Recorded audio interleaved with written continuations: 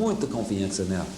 Agora, em versículo 6, diz: mas ao cabo de anos, eles se aliarão um com o outro. Quer dizer, o rei do sul vai se aliar com o rei do norte, e a filha do sul casará com o rei do norte. Então, isto está falando sobre Ptolomeu II, Antíoco II. E veja bem que a filha do rei do sul, aqui, o rei do sul vai casar com a filha do rei. Bem, a filha do rei do sul, Berenice, vai casar com o rei do norte, Antíoco II. Sabe o que Antíoco II fez?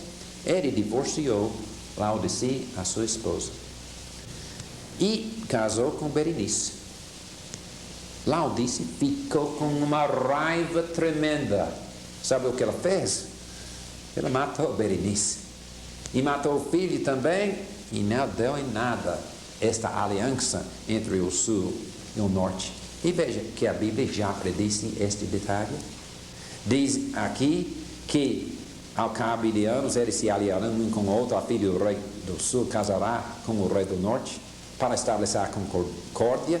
Ela, porém, não conservará a força do seu braço, ele não permanecerá nem o seu braço, porque ela será entregue, e bem assim os que a trouxeram a seu pai. E seu pai, e o que a tomou por sua naqueles tempos. Então, tudo deu para nada. Então, detalhes assim, até que em casamento, a Bíblia está predizendo o futuro. Então, em versículo 7, mas de um renovo da linhagem dela, um se levantará em seu lugar e avançará contra o exército do rei do norte, entrará na sua fortaleza. Então, dá aqui mais detalhes. Fala que Seleuco II, então vai vingar-se a morte. O Ptolomeu aqui, terceiro, vai vingar-se da morte de Berenice. Ele vai contra o rei aqui, Seleuco II. Então aqui esta guerra que nós falamos antes, esta guerra aqui, o rei do norte luta contra o rei do sul, e nós temos nestes versículos detalhes históricos aqui sobre toda esta luta, esta briga, esta guerra entre os dois países, continua até hoje, não é? A Síria, a Judá, o Egito são inimigos até hoje, continuam brigando um com o outro, mas aqui são detalhes daquela época, sabe? Daquela época. E em versículos 10 a 12, Ptolomeu IV contra Seleuco III Antíoco III, Ptolomeu VI contra Antíoco III. E aqui, quando nós chegamos a esta altura, e nós não podemos estudar todos estes versículos, porque o tempo não dá, infelizmente. Mas vejamos versículos 13 e 14 aqui. Porque o rei do norte tornará e porá em campo multidão maior do que a primeira. E ao cabo de tempos, isto é de anos, virá à pressa com grande exército e abundantes provisões. Naqueles tempos se levantarão muitos contra o rei do sul. Também os dados à violência do teu povo se levantarão para cumprir a profecia, mas cairão. Agora, veja bem aqui o que acontece. Versículo 15. O rei da norte virá, levantará baluartes, tomará cidades fortificadas. Os braços do sul não poderão resistir, nem o seu povo escolhido, pois não haverá força para resistir. O que pois vier contra ele, para o que bem quiser, ninguém poderá resistir a ele. E agora, versículo 16, estará na terra gloriosa, e tudo estará em suas mãos. O que é esta terra gloriosa? Esta terra gloriosa é precisamente aquilo que acabamos de ver. É Judá. Esta terra gloriosa, a terra gloriosa de Daniel, a terra gloriosa dos judeus. Então isto quer dizer, anterior a esta batalha, Judá pertencia ao Egito. Egito controlava este país e protegeu bem o país. Até foi Ptolomeu que traduziu a Bíblia em grego. O Septuaginta, a Bíblia grega, foi escrita, traduzida pelo mandado do rei do sul do Egito durante esta época. Então, quando nós chegamos a esta derrota do rei do Egito pelo rei do norte, da Síria, isto quer dizer que houve uma grande mudança nos relacionamentos com Judá. Porque o que aconteceu é que o Antíoco III, o Grande, conquistou Judá. E daí, Judá e os judeus, então, começaram a fazer parte do reino da Síria. E o reino da Síria não iriam fazer bem para o povo judaico como o Egito tinha feito para com eles. Haveria uma grande mudança. E de fato aqui em versículo 20 diz, e leiamos aqui o versículo: levantar-se-á depois em lugar dele um que para passar um exator pela terra mais gloriosa do seu reino, mas em poucos dias será destruído, isto sem ira nem batalha. Quer dizer, eles começaram a cobrar grandes impostos do povo, o povo começou a sofrer um pouco. Agora, versículo 21.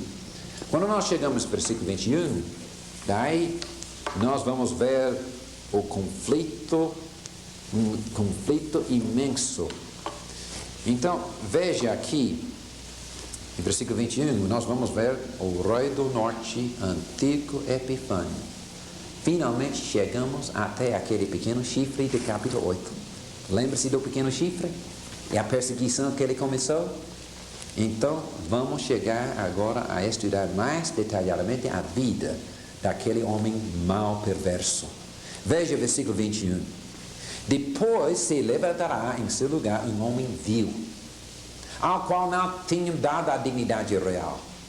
Mas ele virá caladamente e tomará o reino com intrigas. Então o que aconteceu? O Antíoco Epifânio, aqui 4, Antíoco Epifânio, ele nem era descendente do rei da Síria. Não pertencia à família, ele era parente, mas não descendente direta, sabe? Mas por intriga ele foi a Roma, fez algumas manobras políticas e acabou capturando o reino da Síria. E assim, com intrigas, ele conseguiu o reino. Em versículo 22, as forças inundantes serão arrasadas diante dele. Serão quebrantadas como também o príncipe da aliança. O que é este príncipe da aliança? O príncipe da aliança é o sumo sacerdote. E o que aconteceu? Então, Antíoco Epifânio, ele foi e matou o sumo sacerdote aqui e colocou outro homem no seu lugar. Daí ele controlava a adoração do templo de Jerusalém, desta forma. Matou o sumo sacerdote. E diz aqui que ele ia fazer isto. Ia assim até quebrar o príncipe da aliança. Agora, versículo 23 diz: apesar da aliança com ele, usará de engano. Então o que ele fez?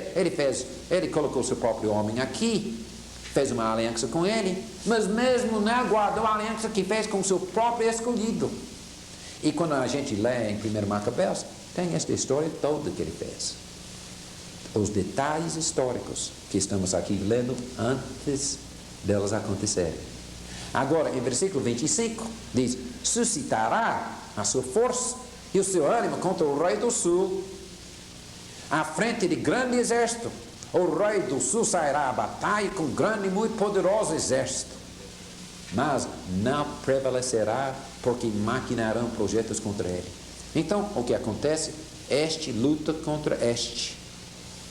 Agora, em versículo 28 diz: depois dele conquistar o Egito, versículo 28 diz: então tornará para a sua terra, versículo 28, com grande riqueza, o seu coração será contra a santa aliança, fará o que lhe aprouver e tornará para a sua terra. Então o que ele fez? Quando ele voltou do Egito, ele atacou o templo de Jerusalém. Lembra-se, estudamos já no capítulo 8. Entrou no templo, saqueou o templo. Então, a mesma coisa aqui. A mesmíssima coisa. Mas, mais tarde, 2 anos depois, diz, em versículo 31, dele sairão forças que profanarão o santuário, a fortaleza nossa, e tirarão o sacrifício costumado, estabelecendo a abominação desoladora. O que ele vai fazer? Ele vai pôr dentro deste templo de Jerusalém um ídolo. Então veja bem aqui uma outra figura que tenho, que mostra exatamente o que ele fez.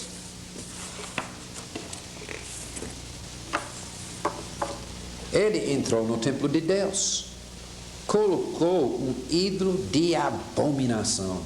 Era contra a lei de Deus adorar imagens e fazer a escultura de coisa alguma. Então eles colocaram esta imagem, construíram um altar e até sacrificaram porcos, animais imundos no templo. Uma profanação desgraçada mesmo do templo de Deus.